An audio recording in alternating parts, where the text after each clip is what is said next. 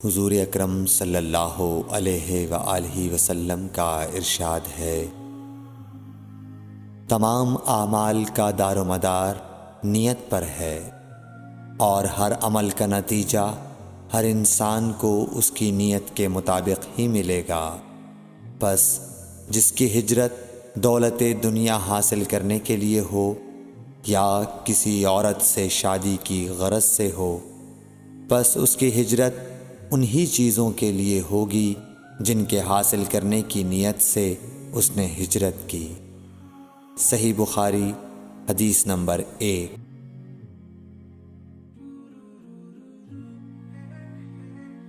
حضور اکرم صلی اللہ علیہ وآلہ وسلم نے فرمایا کہ وحی نازل ہوتے وقت کبھی مجھ کو گھنٹی کی سی آواز محسوس ہوتی ہے، اور وحی کی یہ کیفیت مجھ پر بہت شاق گزرتی ہے۔ جب یہ کیفیت ختم ہوتی ہے تو میرے دل و دماغ پر اس فرشتے کے ذریعے نازل شدہ وحی محفوظ ہو جاتی ہے، اور کسی وقت ایسا ہوتا ہے کہ فرشتہ بشکل انسان میرے پاس آتا ہے اور مجھ سے کلام کرتا ہے، پس میں اس کا کہا ہوا یاد رکھ لیتا ہوں۔ صحیح بخاری حدیث نمبر 2۔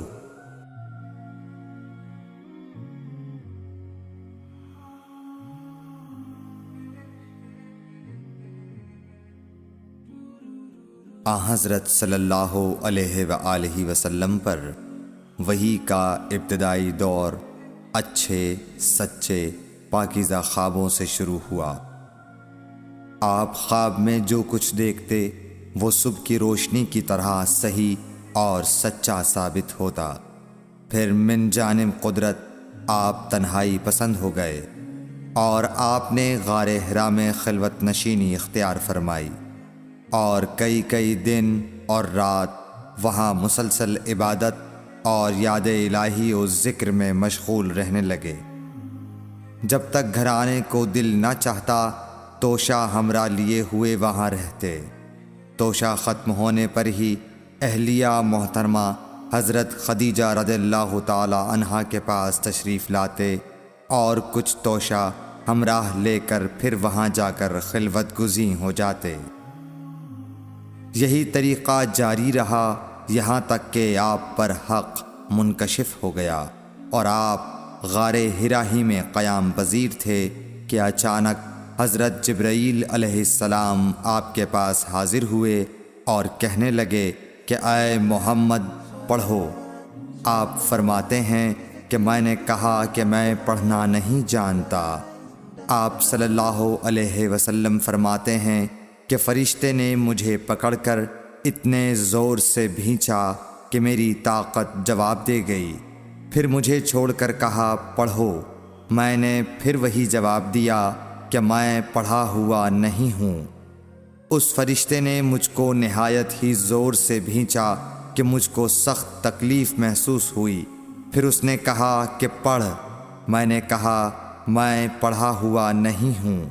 فرشتے نے تیسری بار مجھ کو پکڑا اور تیسری مرتبہ پھر مجھ کو بھینچا، پھر مجھے چھوڑ دیا اور کہنے لگا کہ پڑھو اپنے رب کے نام کی مدد سے جس نے پیدا کیا اور انسان کو خون کی پھٹکی سے بنایا۔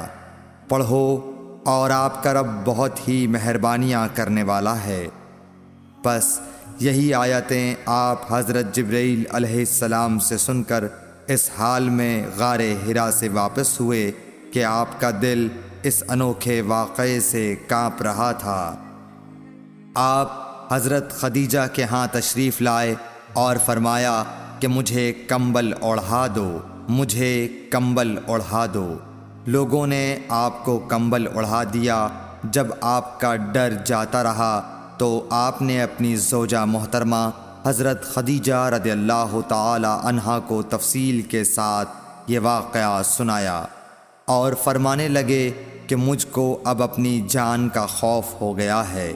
آپ کی اہلیہ محترمہ حضرت خدیجہ رضی اللہ تعالی عنہا نے آپ کی ڈھارس بندھائی اور کہا کہ آپ کا خیال صحیح نہیں ہے۔ اللہ کی قسم، آپ کو اللہ کبھی رسوا نہیں کرے گا۔ آپ تو اخلاق فاضلہ کے مالک ہیں، آپ تو کنبہ پرور ہیں، بے کسوں کا بوجھ اپنے سر پر رکھتے ہیں، مفلسوں کے لیے آپ کماتے ہیں، مہمان نوازی میں آپ بے مثال ہیں، اور مشکل وقت میں آپ امر حق کا ساتھ دیتے ہیں۔ ایسے اوصاف حسنہ والا انسان یوں بے وقت ذلت و خواری کی موت نہیں پا سکتا۔ پھر مزید تسلی کے لیے حضرت خدیجہ رضی اللہ تعالی عنہا آپ کو ورقہ بن نوفل کے پاس لے گئیں، جو ان کے چچا زاد بھائی تھے اور زمانہ جاہلیت میں نصرانی مذہب اختیار کر چکے تھے اور عبرانی زبان کے کاتب تھے۔ چنانچہ انجیل کو بھی حسب منشائے خداوندی عبرانی زبان میں لکھا کرتے تھے۔ انجیل سریانی زبان میں نازل ہوئی تھی، پھر اس کا ترجمہ عبرانی زبان میں ہوا۔ ورقہ اسی کو لکھتے تھے۔ وہ بہت بوڑھے ہو گئے تھے، یہاں تک کہ ان کی بینائی بھی رخصت ہو چکی تھی۔ حضرت خدیجہ رضی اللہ تعالی عنہا نے ان کے سامنے آپ کے حالات بیان کیے اور کہا کہ اے چچا زاد بھائی، اپنے بھتیجے محمد صلی اللہ علیہ وسلم کی زبانی ذرا ان کی کیفیت سن لیجئے۔ وہ بولے کہ بھتیجے، آپ نے جو کچھ دیکھا ہے اس کی تفصیل سناؤ۔ چنانچہ آپ صلی اللہ علیہ وآلہ وسلم نے از اول تا آخر پورا واقعہ سنایا، جسے سن کر ورقہ بے اختیار ہو کر بول اٹھے کہ یہ تو وہی ناموس معزز رازدان فرشتہ ہے جسے اللہ نے حضرت موسیٰ علیہ السلام پر وحی دے کر بھیجا تھا۔ کاش میں آپ کے اس عہد نبوت کے شروع ہونے پر جواں عمر ہوتا، کاش میں اس وقت تک زندہ رہتا جب کہ آپ کی قوم آپ کو اس شہر سے نکال دے گی۔ رسول کریم صلی اللہ علیہ وآلہ وسلم نے یہ سن کر تعجب سے پوچھا کہ کیا وہ لوگ مجھ کو نکال دیں گے، حالانکہ میں تو ان میں صادق و امین و مقبول ہوں۔ ورقہ بولا، ہاں یہ سب کچھ سچ ہے، مگر جو شخص بھی آپ کی طرح امر حق لے کر آیا، لوگ اس کے دشمن ہی ہو گئے ہیں۔ اگر مجھے آپ کی نبوت کا وہ زمانہ مل جائے تو میں آپ کی پوری مدد کروں گا۔ مگر ورقہ کچھ دنوں کے بعد انتقال کر گئے، پھر کچھ عرصے تک وحی کی آمد موقوف رہی۔ صحیح بخاری حدیث نمبر 3۔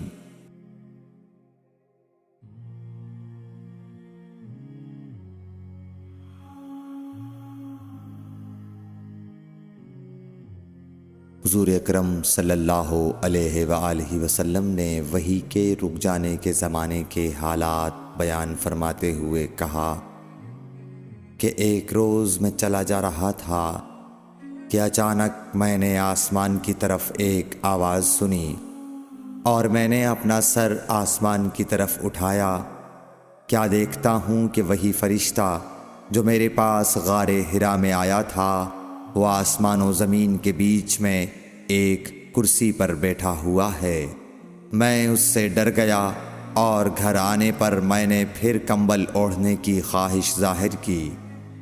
اس وقت اللہ پاک کی طرف سے یہ آیات نازل ہوئیں، اے لحاف اوڑھ کر لیٹنے والے، اٹھ کھڑا ہو اور لوگوں کو عذاب الہی سے ڈرا، اور اپنے رب کی بڑائی بیان کر، اور اپنے کپڑوں کو پاک صاف رکھ اور گندگی سے دور رہ۔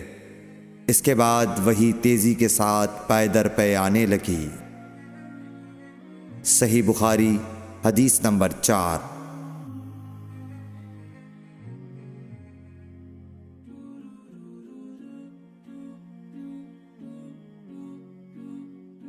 رسول اللہ صلی اللہ علیہ وآلہ وسلم نزول قرآن کے وقت بہت سختی محسوس فرمایا کرتے تھے، اور اس کی علامتوں میں سے ایک یہ تھی کہ یاد کرنے کے لیے آپ اپنے ہونٹوں کو ہلاتے تھے۔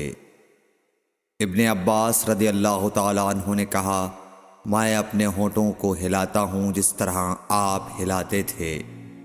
سعید کہتے ہیں میں بھی اپنے ہونٹ ہلاتا ہوں جس طرح ابن عباس رضی اللہ تعالی عنہ کو میں نے ہلاتے دیکھا۔ پھر انہوں نے اپنے ہونٹ ہلائے۔ ابن عباس رضی اللہ تعالی عنہ نے کہا پھر یہ آیت اتری کہ اے محمد قرآن کو جلد جلد یاد کرنے کے لیے اپنی زبان نہ ہلاؤ، اس کا جمع کر دینا اور پڑھا دینا ہمارا ذمہ ہے۔ حضرت ابن عباس رضی اللہ تعالی عنہ کہتے ہیں یعنی قرآن آپ صلی اللہ علیہ وآلہ وسلم کے دل میں جمع دینا اور پڑھا دینا ہمارے ذمہ ہے۔ پھر جب ہم پڑھ چکے تو اس پڑھے ہوئے کی اتباع کرو۔ ابن عباس رضی اللہ تعالی عنہ فرماتے ہیں اس کا مطلب یہ ہے آپ اس کو خاموشی کے ساتھ سنتے رہو، اس کے بعد مطلب سمجھا دینا ہمارے ذمہ ہے۔ پھر یقیناً یہ ہماری ذمہ داری ہے کہ آپ اس کو پڑھو یعنی اس کو محفوظ کر سکو۔ چنانچہ اس کے بعد جب آپ کے پاس حضرت جبرائیل علیہ السلام وحی لے کر آتے تو آپ توجہ سے سنتے، جب وہ چلے جاتے تو رسول اللہ صلی اللہ علیہ وسلم اس وحی کو اس طرح پڑھتے جس طرح حضرت جبرائیل علیہ السلام نے اسے پڑھا تھا۔ صحیح بخاری حدیث نمبر 5۔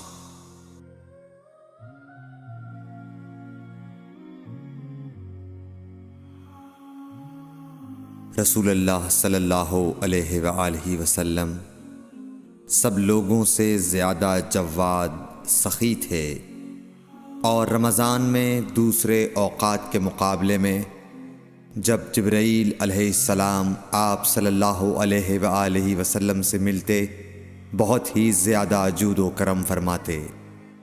جبرائیل علیہ السلام رمضان کی ہر رات میں آپ صلی اللہ علیہ وآلہ وسلم سے ملاقات کرتے اور آپ کے ساتھ قرآن کا دورہ کرتے۔ غرض حضرت صلی اللہ علیہ وآلہ وسلم لوگوں کو بھلائی پہنچانے میں بارش لانے والی ہوا سے بھی زیادہ جود و کرم فرمایا کرتے تھے۔ صحیح بخاری حدیث نمبر 6۔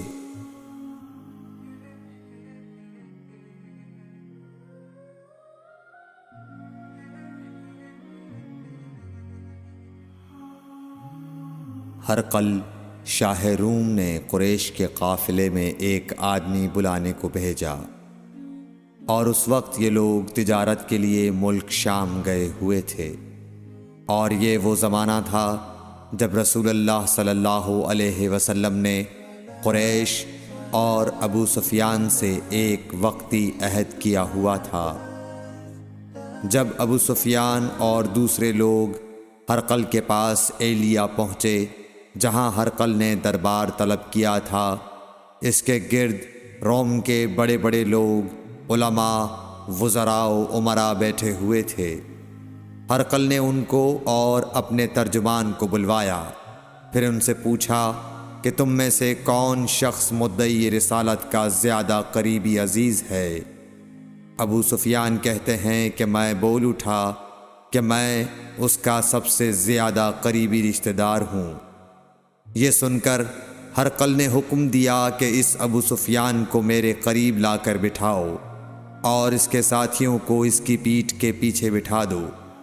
پھر اپنے ترجمان سے کہا کہ ان لوگوں سے کہہ دو کہ میں ابو سفیان سے اس شخص یعنی محمد صلی اللہ علیہ وسلم کے حالات پوچھتا ہوں، اگر یہ مجھ سے کسی بات میں جھوٹ بول دے تو تم اس کا جھوٹ ظاہر کر دینا۔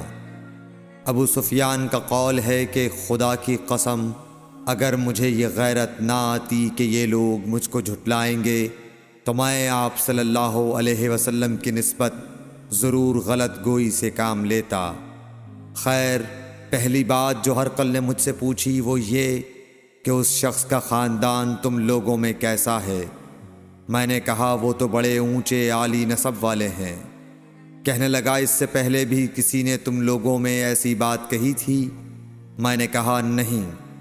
کہنے لگا اچھا اس کے بڑوں میں کوئی بادشاہ ہوا ہے؟ میں نے کہا نہیں۔ پھر اس نے کہا بڑے لوگوں نے اس کی پیروی اختیار کی ہے یا کمزوروں نے؟ میں نے کہا نہیں، کمزوروں نے۔ پھر کہنے لگا اس کے تابعدار روز بڑھتے جاتے ہیں یا کوئی ساتھی پھر بھی جاتا ہے؟ میں نے کہا نہیں۔ کہنے لگا کیا اپنے اس دعوی نبوت سے پہلے کبھی کسی بھی موقع پر اس نے جھوٹ بولا ہے؟ میں نے کہا نہیں۔ اور اب ہماری اس سے صلح کی ایک مقررہ مدت ٹھہری ہوئی ہے، معلوم نہیں وہ اس میں کیا کرنے والا ہے۔ ابو سفیان کہتے ہیں میں اس بات کے سوا اور کوئی جھوٹ اس گفتگو میں شامل نہ کر سکا۔ ہرقل نے کہا کیا تمہاری اس سے کبھی لڑائی بھی ہوئی ہے؟ ہم نے کہا کہ ہاں۔ بولا پھر تمہاری اور اس کی جنگ کا کیا حال ہوتا ہے؟ میں نے کہا لڑائی ڈول کی طرح ہے، کبھی وہ ہم سے میدان جنگ جیت لیتے ہیں اور کبھی ہم ان سے جیت لیتے ہیں۔ ہرقل نے پوچھا وہ تمہیں کس بات کا حکم دیتا ہے؟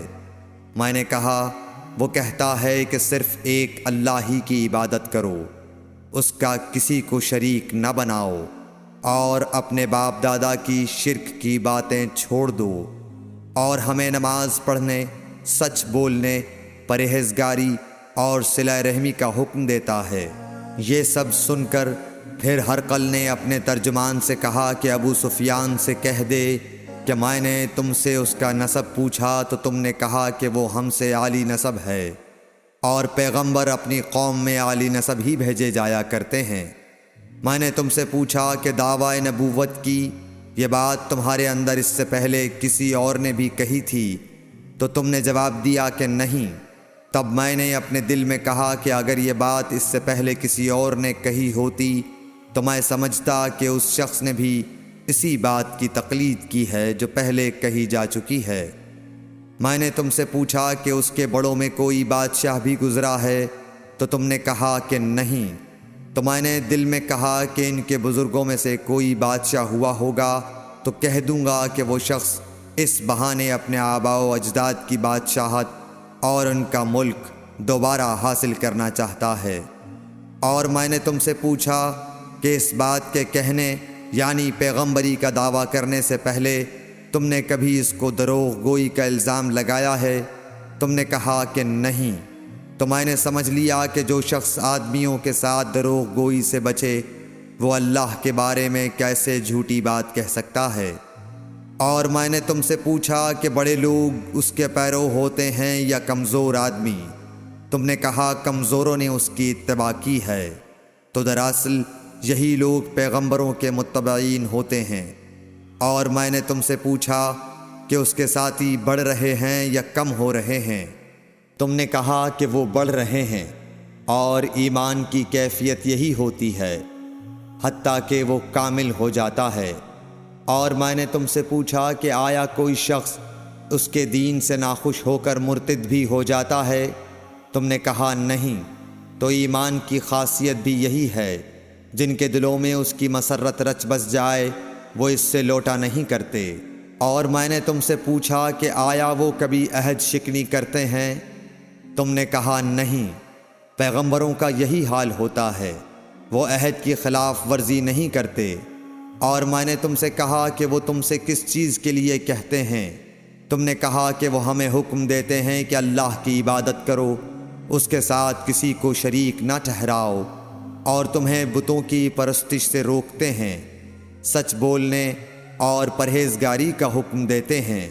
لہٰذا اگر یہ باتیں جو تم کہہ رہے ہو سچ ہیں تو ان قریب وہ اس جگہ کا مالک ہو جائے گا کہ جہاں میرے یہ دونوں پاؤں ہیں۔ مجھے معلوم تھا کہ وہ پیغمبر آنے والا ہے، مگر مجھے یہ معلوم نہیں تھا کہ وہ تمہارے اندر ہوگا۔ اگر میں جانتا کہ اس تک پہنچ سکوں گا تو اس سے ملنے کے لیے ہر تکلیف گوارا کرتا۔ اگر میں اس کے پاس ہوتا تو اس کے پاؤں دھوتا۔ ہرقل نے رسول اللہ صلی اللہ علیہ وسلم کا وہ خط منگایا جو آپ نے وہیہ کلبی رضی اللہ تعالیٰ عنہ کے ذریعے حاکم بصرہ کے پاس بھیجا تھا، اور اس نے وہ ہرقل کے پاس بھیج دیا تھا۔ پھر اس کو پڑھا تو اس میں لکھا تھا، اللہ کے نام کے ساتھ جو نہایت مہربان اور رحم والا ہے۔ اللہ کے بندے اور اس کے پیغمبر محمد صلی اللہ علیہ وسلم کی طرف سے یہ خط ہے شاہ روم کے لیے۔ اس شخص پر سلام ہو جو ہدایت کی پیروی کرے۔ اس کے بعد میں آپ کے سامنے دعوت اسلام پیش کرتا ہوں۔ اگر آپ اسلام لے آئیں گے تو دین و دنیا میں سلامتی نصیب ہوگی، اللہ آپ کو دوہرا ثواب دے گا، اور اگر آپ میری دعوت سے روگردانی کریں گے تو آپ کی رعایا کا گناہ بھی آپ ہی پر ہوگا۔ اور اے اہل کتاب، ایک ایسی بات پر آ جاؤ جو ہمارے اور تمہارے درمیان یکساں ہے، وہ یہ کہ ہم اللہ کے سوا کسی کی عبادت نہ کریں اور کسی کو اس کا شریک نہ ٹھہرائیں، اور نہ ہم میں سے کوئی کسی کو خدا کے سوا اپنا رب بنائے۔ پھر اگر وہ اہل کتاب اس کتاب سے منہ پھیر لیں تو مسلمانوں، تم ان سے کہہ دو کہ تم مانو یا نہ مانو، ہم ایک خدا کے اطاعت گزار ہیں۔ ابو سفیان کہتے ہیں، جب ہرقل نے جو کچھ کہنا تھا کہہ دیا اور خط پڑھ کر فارغ ہوا تو اس کے ارد گرد بہت شور و غوغا ہوا، بہت سی آوازیں اٹھیں اور ہمیں باہر نکال دیا گیا۔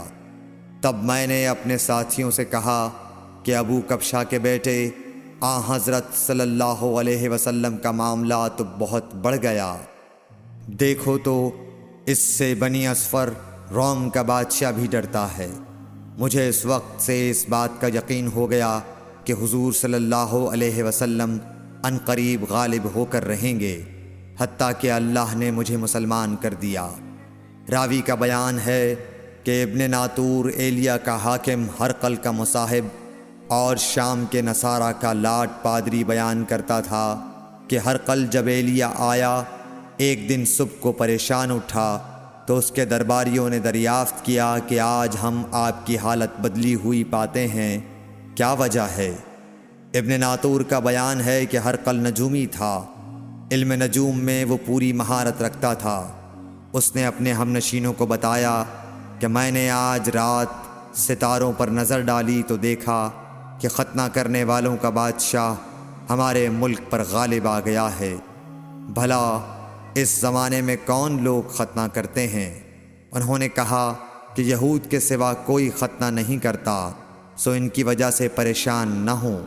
سلطنت کے تمام شہروں میں یہ حکم لکھ بھیجیے کہ وہاں جتنے یہودی ہوں سب قتل کر دیے جائیں۔ وہ لوگ انہی باتوں میں مشغول تھے کہ ہرقل کے پاس ایک آدمی لایا گیا جسے شاہ غسان نے بھیجا تھا۔ اس نے رسول اللہ صلی اللہ علیہ وسلم کے حالات بیان کیے۔ جب ہرقل نے سارے حالات سن لیے تو کہا کہ جا کر دیکھو وہ ختنہ کیے ہوئے ہے یا نہیں۔ انہوں نے اسے دیکھا تو بتلایا کہ وہ ختنہ کیا ہوا ہے۔ ہرقل نے جب اس شخص سے عرب کے بارے میں پوچھا تو اس نے بتلایا کہ وہ ختنہ کرتے ہیں۔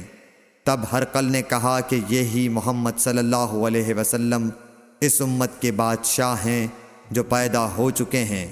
پھر اس نے اپنے ایک دوست کو رومیہ خط لکھا، اور وہ بھی علم نجوم میں ہرقل کی طرح ماہر تھا۔ پھر وہاں سے ہرقل حمص چلا گیا۔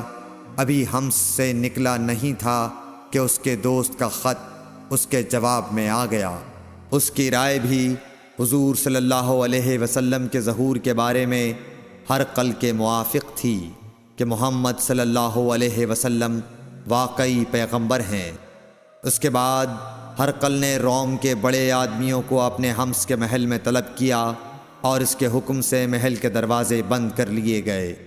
پھر وہ اپنے خاص محل سے باہر آیا اور کہا، اے روم والو، کیا ہدایت اور کامیابی میں کچھ حصہ تمہارے لیے بھی ہے؟ اگر تم اپنی سلطنت کی بقا چاہتے ہو تو پھر اس نبی صلی اللہ علیہ وسلم کی بیعت کر لو اور مسلمان ہو جاؤ۔ یہ سننا تھا کہ پھر لوگ وحشی گدھوں کی طرح دروازوں کی طرف دوڑے، مگر انہیں بند پایا۔ آخر جب ہرقل نے اس بات سے ان کی یہ نفرت دیکھی اور ان کے ایمان لانے سے مایوس ہو گیا تو کہنے لگا کہ ان لوگوں کو میرے پاس لاؤ۔ جب وہ دوبارہ آئے تو اس نے کہا، میں نے جو بات کہی تھی اس سے تمہاری دینی پختگی کی آزمائش مقصود تھی، سو وہ میں نے دیکھ لی۔ تب یہ بات سن کر وہ سب کے سب اس کے سامنے سجدے میں گر پڑے اور اس سے خوش ہو گئے۔ بالآخر ہرقل کی آخری حالت یہی رہی۔ صحیح بخاری حدیث نمبر 7۔